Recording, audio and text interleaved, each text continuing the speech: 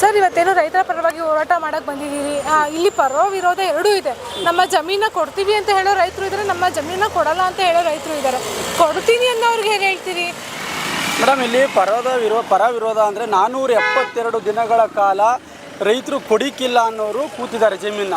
ಈಗ ನನಗೆ ಗೊತ್ತಿರೋ ಮಾಹಿತಿ ಪ್ರಕಾರ ನಿನ್ನೆ ಮಧ್ಯಾಹ್ನದಿಂದ ಇಲ್ಲಿ 100 ಮೀಟ್ರು ಅಂತರದಲ್ಲಿ ಉದ್ದೇಶಪೂರ್ವಕವಾಗಿ ಇವರು ಪರ್ಮಿಷನ್ ಕೊಟ್ಟವ್ರೆ.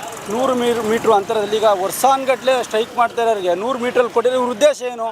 ಗಲಭೆ ಇಳಿಸ್ಬೇಕು, ಇವ್ರಿಗೆ ಗಲಾಟೆ ಮಾಡಿಸ್ಬೇಕು, ಇವ್ರು ಕಲ್ಲು ಹೊಡೆದ್ರು, ಇದರ ಗುದ್ದಾಡಿದ್ರು ಅಂತೇಳಿ ಲಾಠಿ ಚಾರ್ಜ್ ಮಾಡಿ ಓಡಿಸ್ಬೇಕು. ಇವ್ರ ಉದ್ದೇಶನೇ ಇದು. ನಾವು ಹೇಳ್ತಾ ಇದೀವಲ್ಲ, ನೀವು ಕೊಡಪ್ಪ, ನೀನು ಕೊಡಬೇಡ ಅಂತ ಯಾವಾಗ ಹೇಳ್ದೆ? ಜಮೀನ ಕೊಡು, ನಿನ್ನ ಕಷ್ಟ ಇದೆಯೋ, ನಿನ್ನ ಸುಖ ಇದೆಯೋ ಗೊತ್ತಿಲ್ಲ, ನೀನು ಮಾರನ್ನು ಯಾವನು ಒಬ್ಬ ಬಂದು ನಿನ್ನ ಜಮೀನು ಮಾರಬೇಡ ಅಂತ ಹೇಳಿದಾನ? ಮಾರಿ ನೀವು, ಅದು ನಿಮ್ಮ ಹಕ್ಕು, ನಿಮ್ಮ ಭೂಮಿ, ನಿಮ್ಮ ಅಪ್ಪನ ಭೂಮಿ, ನೀವು ಮಾರ್ಕೊಳ್ಳಿ. ಯಾರು ಮಾರಿಕಿಲ್ಲ ಅಂತ ಪಾಪ ಹೆಣ್ಮಕ್ಳು ಇರ್ಬೋದು, ಗಂಡಸರು ಕೂತಿದ್ದಾರೆ, ನಾವು ಅವ್ರ ಪರ ಬಂದಿದ್ದೀವಿ ಅಲ್ವಾ? ನೀವು ಅವ್ರಿಗೆ ಉಳಿಸ್ಕೊಡಿ. ಈಗ ಅದು ಬಿಟ್ಟು ನೀವು ಡಿ ಕೆ ಶಿವಕುಮಾರ್ ಅವರು ಏನಂತೀರಿ, ನೀವು ವಿಧಾನಸೌಧಕ್ಕೆ ಬನ್ನಿ ಅಂತೀರಿ, ಕುಮಾರಸ್ವಾಮಿ ಅವರು ಇಲ್ಲ ನೀವು ಬೈರ್ಮಂಗ್ಲಕ್ಕೆ ಬರ್ತೀನಿ ಅಂತೀರಿ. ನೀವು ಚಡ್ಡಿ ಇಕ್ಕೊಂಡು ಕುಸ್ತಿ ಆಡೋಕ್ಕೆ ಬರಬೇಡಿ ಸ್ವಾಮಿ, ನಿಮ್ಮದು ಕುಸ್ತಿ ಆಡೋ ವಯಸ್ಸಲ್ಲ.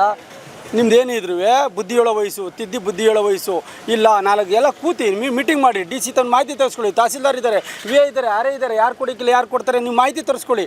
ಎಷ್ಟು ಭೂಮಿ ಬಂಜರು ಭೂಮಿ ಇದೆ, ವ್ಯವಸಾಯ ಭೂಮಿ ಎಷ್ಟಿದೆ, ತರಿಸ್ಕೊಳ್ಳಿ ಮಾಹಿತಿನ. ಯಾರು ಕೊಡ್ತೀನಿ ಅಂತ ಅವ್ರದ್ದು ಮಾಡಿ. ನೀವು ಲೇಔಟ್ ಇಲ್ದಾರೆ ನೀವು ಅರಮನೆ ಕಟ್ಟಿ, ನಮ್ಮ ಅಭ್ಯಂತರ ಇಲ್ಲ. ಈ ಕೊಡಿಕ್ಕಿಲ್ಲ ಅಂದ್ರೆ ಬಲವಂತವಾಗಿ ಯಾಕೆ ಕೇಳ್ತಾ ಇದ್ದೀರಾ? ಅದು ನಿಮ್ಗೇನು ರೈಟ್ಸ್ ಇದ್ದು ಅಂದರೆ ನಿಮ್ಮೇನು ಅವ್ರ ಸಮಾಧಿ ಮೇಲೆ ನೀವು ಮೆರವಣಿಗೆ ಮಾಡೋಕೆ ಕೊಟ್ಟಿದ್ದೀರಾ? ಸರ್, ಒಂದು ಆರೋಪ ಇದೆ, ನಿಜವಾದ ರೈತರು ಇಲ್ಲಿ ಕೂತಿಲ್ಲ, ದುಡ್ಡಿಗೆ ಕರ್ಕೊಂಬಂದು ಇಲ್ಲ ಕೂರಿಸ್ಕೊಂಡಿದ್ದಾರೆ ಅಂತ ಹೇಳ್ತಿದ್ದಾರೆ. ಈ ಆರೋಪಕ್ಕೆ ಈಗ ತಾನೇ ಆ ಸ್ಟೇಜಲ್ಲಿ ಮಾತಾಡೋದು ಬಂದಿದ್ದೀವಿ. ನಾಳೆ ಎಲ್ಲರೂ ಕೂಡ ID ಕಾರ್ಡು, ಆಧಾರ್ ಕಾರ್ಡ್ ತಗೊಂಡು ಕುತ್ಕೋತಾರಂತೆ. ದಯಮಾಡಿ ಇದಕ್ಕೆ ಒಂದು ಕಮಿಟಿನ ನೀವು ರಚನೆ ಮಾಡಿ, ಇಲ್ಲಿ ಯಾರು ನಿಜವಾದರು ಯಾರು ಡೂಪ್ಲಿಕೇಟು ಅಂತೇಳಿ ನೀವು ಫಸ್ಟ್ ಪರಿಶೀಲನೆ ಮಾಡಿ, ಆಮೇಲೆ ನೀವು ಫಂಕ್ಷನ್ ಬಿಡಿ. ಯಾರು ಒರಿಜಿನಲ್ ಆಧಾರ್ ಕಾರ್ಡ್ ತರ್ತಾರೆ, ಭೂಮಿ ಇರೋನು, ಆರ್ಟಿಸಿ ಇರೋನು, ಅವ್ರು ತಂದು ಕೂತ್ಕೊಳ್ಳಿ. ನಾವು ಕೂಡ ಇವತ್ತು ಕರ್ನಾಟಕದಿಂದ ನೈತಿಕವಾಗಿ ನಾವು ಮೈಸೂರು ಮಂಡ್ಯ ಭಾಗದಿಂದ ಬಂದು ಬೆಂಬಲ ಕೊಡೋಕ್ಕೆ ಬಂದಿದ್ದೀವಿ. ನಮ್ಮದೇನು ಇಲ್ಲಿ ಭೂಮಿ ಇಲ್ಲ, ರೈತನಿಗೆ ಅನ್ಯಾಯ ಆಗಬಾರ್ದು, ರೈತನಿಗೋಸ್ಕರ ಬಂದಿರೋದು ನಾವು, ರೈತರಿಗೋಸ್ಕರ ನಾವು ಬಂದಿರೋದು. ಹಾಗಾಗಿ ನಾಳೆ ನಿಮ್ಗೆ ಅಷ್ಟು ಡೌಟ್ ಇದ್ದರೆ ಅದಕ್ಕೊಂದು ಸಮಿತಿ ರಚನೆ ಮಾಡಿ, ಒಂದೆರಡು IAS ಆಫೀಸರ್ನ ರೆಡಿ ಮಾಡಿ, ಬೆಳಗ್ಗೆ ತಂದುಬಿಟ್ಟು ಎಲ್ಲರೂ ಆಧಾರ್ ಕಾರ್ಡು RTC ಇದೆಯಾ ಚೆಕ್ ಮಾಡಿಬಿಟ್ಟು ಆಮೇಲೆ ನೀವು ಮಾತುಕತೆ ಶುರು ಮಾಡಿ. ಸರ್, ಹಾಗೆ ನೀವು ಇವತ್ತೇನು ರೈತರ ಪರವಾಗಿ ಹೋರಾಟ ಮಾಡಲಿಕ್ಕೆ ಬಂದಿದ್ದೀರಿ, ಯಾವ ರೀತಿ ಅವ್ರಿಗೆ ಬೆಂಬಲ ಸೂಚಿಸ್ತೀರಿ ಅಂತ? ಅಹೋರಾತ್ರಿ ಧರಣಿ ಏನಾದರೂ ಮಾಡ್ತೀರಾ, ಇಲ್ಲ ಇಲ್ಲೇ ತಳ ಊರಿಗೆ ಕೂತ್ಕೊಳ್ತೀರಾ ಅಂತ? ನಾವು ರಾಜ್ಯ ರೈತ ಸಂಘ ರೈತಪುರದಿಂದ ಸುಮಾರು 4-5 ಜಿಲ್ಲೆಗಳಿಂದ ಪ್ರಮುಖ ಕಾರ್ಯಕರ್ತಗಳು ಬಂದಿದ್ದೀವಿ. ಈ ಚಳುವಳಿನ ನಾವು ನೋಡಿದಾಗ ಮೈ ಜುಮ್ಮೆನಿಸ್ತು ನಮ್ಗೆ. 472 ದಿನ, 1 ವರ್ಷದ ಮೇಲೆ ಸುಮಾರು ದಿನ ಕೂತಿದ್ದಾರೆ. 1.5 ವರ್ಷ. ನಾನು ಕೇಳ್ತಾ ಇರೋದಷ್ಟೇ, ನಮ್ಮ ದೇಶದಲ್ಲಿ ಹಿಟ್ಲರ್ ಸರ್ಕಾರ ಇಲ್ಲ, ನಿಮ್ಮ ಕಾನೂನನ್ನ ನೀವು ಮಾಡೋಕ್ಕೆ ನಿಮ್ಗೆ ಅಧಿಕಾರ ಇಲ್ಲ. ನಾನು ನನ್ನ ರೈತನ ಒಪ್ಪಿಗೆ ತಗೊಂಡು ನೀವೇನೇ ಮಾಡ್ಬೇಕಾದ್ರೂ ಮಾಡಬೇಕು. ಅದಕ್ಕಾದಂಥ ಜಿಲ್ಲಾಡಳಿತ ಮಾಡಿದ್ದೀವಿ, ಅದಕ್ಕಾದಂಥ ತಾಲೂಕು ಆಡಳಿತ ಆಗೈತೆ, ಅದಕ್ಕಾದಂಥ ರಾಜ್ಯ ಆಡಳಿತ ಐತೆ. ನೀವು ಎಲ್ಲನೂ ಬಿಟ್ಬಿಟ್ಟು ನಮ್ಮ ಜಮೀನನ್ನ ನೀವು ಹಿಟ್ಲರ್ ಸರ್ಕಾರದಂಗೆ, ಹಿಟ್ಲರ್ ಆದೇಶದಂಗೆ ಮಾಡ್ಕೊಂಡು ನೀವು ಕಿತ್ಕೊಳ್ಳೋಕ್ಕೂ ನಿಮ್ಗೇನಾರು ಇದೆಯಾ? ರೈತ ಒಪ್ಪಿ ಜಮೀನು ಕೊಡ ಅಂತೇವರು ಸ್ಟ್ರೈಕ್ ಮಾಡೋಕ್ಕೆ ಏನಾರು ಇದೆಯಾ? ಏನಕ್ಕೆ ಮಾಡಿಸ್ತಾ ಇದ್ದೀರಾ 100 ಮೀಟ್ರ್ ಅಂತರದಲ್ಲಿ? ಅವ್ರು ಒಪ್ಕೊಂಡ ಮೇಲೆ ಅವ್ರು ಹೋಗಿ ಬರ್ಕೊಳ್ಳಿ, ನಮ್ಮ ಅಭ್ಯಂತರ ಏನೂ ಇಲ್ಲ. ನಾವು ಯಾರು ರೈತ ಕೊಡಲ್ಲ ಅಂತಾರ, ಅವ್ರ ಪರವಾಗಿ ನಿರಂತರವಾಗಿ ಇನ್ನೂ 1 ವರ್ಷ ಹೋರಾಟ ನಡೀಲಿ, ನಿರಂತರವಾಗಿ ಹೋರಾಟ ಮಾಡ್ತೀವಿ. ನಮ್ಮ ರಾಜ್ಯ ರೈತ ಸಂಘದ ಅಧ್ಯಕ್ಷರು ಸಮ್ಮುಖದಲ್ಲಿ ನಿರಂತರವಾಗಿ ನಾವು ನಮ್ಮ ರೈತರ ಪರ ಹೋರಾಟ ಮಾಡ್ತೀವಿ. ಯಾರೇ ಬಂದರೂ ಕೂಡ ಜಮೀನು ಕೊಡೋರು ತಾನು ಬೇಡ, ನೀವು ನಮ್ಮ ಅಧ್ಯಕ್ಷರು ಹೇಳಿದಾರೆ ಆಲ್ರೆಡಿ, ನೀವು ಎಷ್ಟು ಎಕರೆ ಬೇಕು ನೀವು ಯಾರು ಕೊಡ್ತಾರೋ ತಗೊಳ್ಳಿ, ಕೊಡಲ್ಲ ಅಂದವ್ರನ್ನ ನೀವು ಬಲವಂತವಾಗಿ ಕಿತ್ಕೊಳ್ಳೋಂಥ ಹಕ್ಕಿ ನಿಮ್ಗೇನಿತ್ತು ಯಾವ ಸರ್ಕಾರಲ್ಲಿ?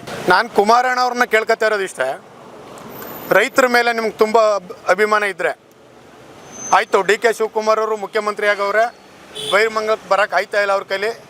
ರೈತ ಪರ ವಿರೋಧ ಆದ ಗಲಾಟೆಗಳಾಗ್ಬೋದು, ನಾನು ರಾಜ್ಯದ ಮುಖ್ಯಮಂತ್ರಿ ಅಂತ ಅವ್ರಿಗೆ ಏನಾರ ಮನವರಿಕೆ ಅನ್ನೋದಿದ್ರೆ, ಕುಮಾರಣ್ಣ ಅವರು ದಯವಿಟ್ಟು ನೈತಿಕ ಹೊಣೆ ಹೊತ್ತು ಮುಖ್ಯಮಂತ್ರಿ ಹತ್ರನೇ ಪತ್ರ ಬರೆದು ಮತ್ತೆ ಒಂದು ಸರಿ ಅವ್ರ ಜೊತೆ ಕೂತಿ ವಿಧಾನಸೌಧ ಒಳಗಡೆ ಮಾತಾಡಿ ಕೈ ಬಿಡಿಸ್ಬೇಕು ಅಂತೇಳಿ ಕುಮಾರಣ್ಣವ್ರಿಗೂ ನಾವು ಮನವಿ ಮಾಡ್ತಾಯಿದ್ವಿ ನಮ್ಮ ಸಂಘದ ಪರವಾಗಿ. ಅದೇ ರೀತಿ ರಾಜ್ಯದ ಮುಖ್ಯಮಂತ್ರಿಗಳಿಗೆ ಹೇಳ್ತೀನಿ, ನೀವು ದಯವಿಟ್ಟು ನೀವು ರಾವಣ ಪಾತ್ರ ಮಾಡೋಕ್ಕೋಗ್ಬೇಡಿ. ನಮ್ಗೆ ನಿಮ್ಮ ಮೇಲೆ ತುಂಬ ಅಭಿಮಾನ ಇತ್ತು. ನೀವು ಮುಖ್ಯಮಂತ್ರಿ ವಹಿಸ್ಕೊಂಡ ತಕ್ಷಣ ನೀವು ಸುಮಾರು 1-2-3 ಕಾರ್ಯಕ್ರಮಗಳನ್ನ ಬಿಟ್ರಿ. ಕಾಲೇಜ್ ಮಕ್ಕಳಿಗೆ ಫ್ರೀ ಬಸ್ ಬಿಡ್ತೀನಿ ಅಂತ ಭಾಳ ಖುಷಿಪಟ್ಟು ನಿಮ್ಮ ಮೇಲೆ ಭಾಳ ಅಭಿಮಾನ ಅದ. ದಯವಿಟ್ಟು ಹೇಳ್ತಾಯಿದ್ದೀವಿ, 7,000 to 9,000 ಎಕರೆ ಜಮೀನು ಫಲವತ್ತವಾದಂಥ ಭೂಮಿಗಳು ಭಾರಿ ಫಲವತ್ತವಾಗದ. ಯಾರು ಬರಡು ಭೂಮಿ ಇಲ್ಲ ಇಲ್ಲಿ. ರೈತನ ಅನ್ನನೇ ತಿನ್ನೋದು. ಇವತ್ತು ನಿಮ್ಮ ಮನೆಗೆ ಏನಾರು ಬರಬೇಕು ಊಟ ಅಂದ್ರೆ ರೈತ ಬೆಳ್ಕೊಟ್ಟದ್ದೇ ನೀವು ತಿಂತಾ ಇರೋದು. ಸಾವಿರಾರು ಕೋಟಿ ನೀವು ದುಡ್ಡು ತಿನ್ನಲ್ಲ. ನಿಮಗೂ ನಾವು ಕೈ ಮುಗಿದು ಕೇಳ್ತೀವಿ, ಇಲ್ಲಿ ಯಾರೂ ನಿಮ್ಮ ಪರ ವಿರೋಧ ಬಂದಿಲ್ಲ. ಇದನ್ನು ಬಿಡದಿ ಟೌನ್ಶಿಪ್ನ ಕೈ ಬಿಡಿ. ನಿಮ್ಮ ಕೇಳ್ಕೊತಾ ಇರೋದು ನೀವಿಬ್ಬರು ಅಷ್ಟೇ. ನೀವಿಬ್ಬರು ರಾಜ್ಯದ ನಾಯಕರು, ಒಬ್ಬರು ಕೇಂದ್ರದ ನಾಯಕರಾಗಾರ. ಈಗ ಇಬ್ಬರು ಕೂತ್ಕೊಂಡು ಮಾತಾಡಿ ಕೈ ಬಿಡಿ ಅಂತ ನಾವು ನಮ್ಮ ಸಂಘಟನೆ ಪರವಾಗಿ ನಾವು ರಿಕ್ವೆಸ್ಟ್ ಮಾಡಿ ಕೇಳ್ಕೊತಾ ಇದ್ದೀವಿ. ಜೊತೆಗೆ ನಿರಂತರವಾದಂಥ ಹೋರಾಟ ನಡೆದ್ರು ನಾವು ಬೆಂಬಲ ಕೊಡ್ತೀವಿ. ಸರ್, ಹಾಗೆ ಯಾವಾಗಲೂ ಎಲ್ಲ ರೈತರು ಎಲ್ಲ ಕಡೆ ಕರ್ನಾಟಕದ ತೋಟದಂತೆ ಇರ್ಬೋದು, ಯಾವಾಗಲೂ ಎಲ್ಲವನ್ನೂ ಹೋರಾಟ ಮಾಡೇ ಪಡಿಬೇಕಲ್ಲ? ಯಾಕೆ ಈ ಥರ ಒಂದು ರೈತರ ಪರವಾಗಿ ಸರ್ಕಾರ ನಿಂತ್ಕೊಳ್ಳಲ್ಲ? ಯಾವುದೇ ಸರ್ಕಾರ ಬಂದಿರ್ಬೋದು, ಯಾಕೆ ಯಾವಾಗಲೂ ರೈತರ ಪರವಾಗಿ ನಿಂತ್ಕೊಳ್ಳಲ್ಲ ಅಂತ? ನಮ್ಮ ರೈತಾಪಿ ಜನನ ಏನು ಇವರು ಎಷ್ಟು ಪಕ್ಷಗಳಿದೆ ಎಲ್ರಿಗೂ ಹೇಳ್ತೀನಿ ನಾನು. ಈ ಪಕ್ಷಗಳ ರಾಜಕಾರಣಿಗಳು ಒಡೆದು ಆಳ ನೀತಿ ಮಾಡ್ತಾಯಿದ್ದಾರೆ. ಜಾತಿ ಎತ್ಕಡ್ತಾ ಇದ್ದಾರೆ.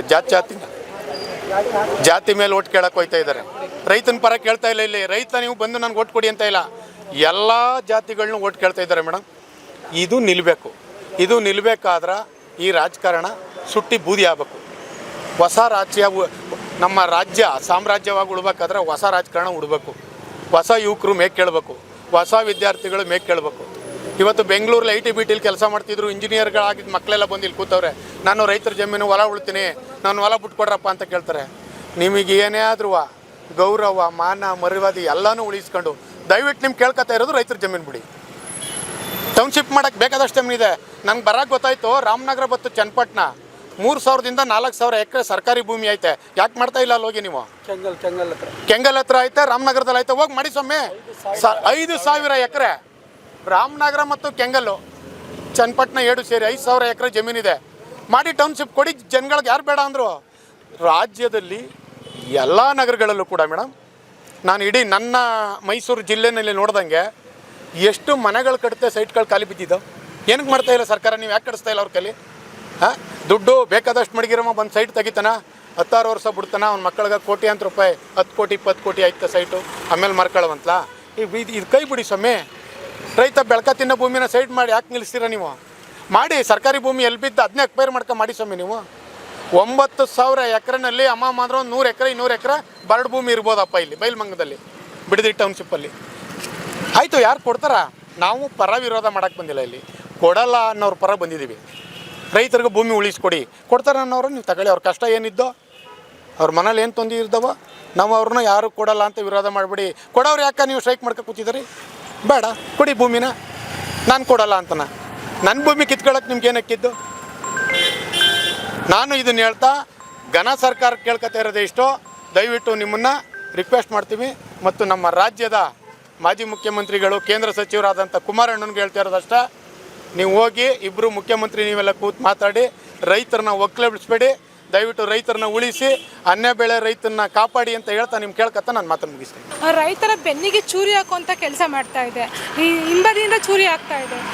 ಒಬ್ಬರನ್ನ ಊರಲ್ಲಿ ಜಾತಿ ರಾಜಕಾರಣ ಆಗಿರ್ಬೋದು, ಈ ಥರ ರಾಜಕಾರಣಗಳನ್ನ ಮಾಡ್ತಾ ಇದ್ದಾವೆ. ಯಾಕೆ ಈ ಥರ ನಿರ್ಧಾರಗಳನ್ನ ತಗೊಳ್ತಾರೆ ಸರ್ಕಾರಗಳು ಅಂತ? ಮೇಡಮ್, ಇವರು ಯಾವುದೇ ಸರ್ಕಾರ ಬಂದರೂ ರೈತರ ಮೇಲೆ ಆಣೆ ಪ್ರಮಾಣ ಮಾಡ್ತಾರೆ. ಅದು ಹೆಸರು ಸರ್ಕಾರ ಬರೋಕ್ಕೆ ಮಾತ್ರ. ಬಂದ ಮೇಲೆ ಅವ್ರ ಮೇಲೆ, ತಲೆ ಮೇಲೆ, ಅವರ ಕುಟುಂಬದ ಮೇಲೆ ಕಾಲಿಟ್ಟು ಸವಾರಿ ಮಾಡುವಂಥ ಕೆಲಸಗಳನ್ನ ಮಾಡ್ತಾರೆ. ಇದೇನು ಹೊಸ್ತಲ್ಲ. ನಮ್ಮ ರಾಜಕಾರಣ ಹುಟ್ಟುತ್ತವಿಂದಲೂ ಇದು ಕಾಮನ್ ಆಗಿಬಿಟ್ಟಿದೆ. ಹಾಗಾಗಿ ನಮ್ಮ ಮತದಾರ ಪ್ರಭುಗಳು ಯಾವತ್ತೂ ಅವರು ಕೂಡ 500,000 ಹೆಣ್ಣು ಕಾಸ ಬೇಡ ಅಂತೇಳಿ ತಿರಸ್ಕರಿಸಿ ಉಗಿದು ಓಡಿಸಿ, ಯಾವತ್ತು ನಿನ್ನನ್ನು ನಾನು ಗೆಲ್ಸಿರೋದು ನನ್ನ ಮನೆ ಕೆಲಸ ಮಾಡೋಕ್ಕೆ ಅಂತ ಯಾವತ್ತು ನಮ್ಮ ಮತದಾರ ಪ್ರಭುಗಳಿಗೆ ಬುದ್ಧಿ ಬರುತ್ತೋ ಅಲ್ಲಿವರೆಗೂ ಇವ್ರುಗಳ ಆಟೋಟಗಳಿಗೆ ಬ್ರೇಕ್ ಹಾಕೋಕ್ಕಾಗೋಲ್ಲ.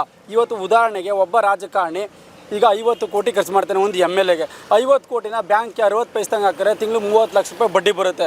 ಅವನೇನು ದಡ್ಡ ಅಲ್ಲ. 50 ಕೋಟಿ ಖರ್ಚು ಮಾಡ್ತಾ ಇದ್ದ ಒಂದು ಬಿಸ್ನೆಸ್ ಮ್ಯಾನ್. 50 ಕೋಟಿ ಹಾಕ್ಬಿಟ್ಟು 500 ಕೋಟಿ ಇಲ್ಲದ್ರೆ 2000 ಕೋಟಿ, ಈ MLA ಆದರೆ 500 ಕೋಟಿ, ಮಿನಿಸ್ಟರ್ 2-3 ಕೋಟಿ ಮಾಡೋಕ್ಕೆ ಬರ್ತಾನೆ. Only business. ಇದು ಬಿಸ್ನೆಸ್ಸು. ರಾಜಕಾರಣ ಅನ್ನೋದು ಒಂದು ಬಿಸ್ನೆಸ್ ಆಗಿಬಿಟ್ಟಿದೆ. ಹಾಗಾಗಿ ಇದು ಎಲ್ಲಿ ಸ್ಟಾಪ್ ಆಗುತ್ತೋ ಅಲ್ಲಿವರೆಗೂ ನಮ್ಮ ರಾಜ್ಯ, ನಮ್ಮ ಜನ ಎಲ್ಲಿವರೆಗೂ ತಿಳುವಳಿಕೆ ಬರಲ್ವೋ ಅಲ್ಲಿವರೆಗೂ ಇದು ಯಥಾಸ್ಥಿತಿ ಕಾಪಾಡ್ಕೊ ಹೋಗ್ತಾ ಇರುತ್ತೆ. ಅಲ್ಲಿವರೆಗೂ ನಮ್ಮ ಸಮಾಜ ಹೀಗೆ ಇರುತ್ತೆ ಮೇಡಮ್.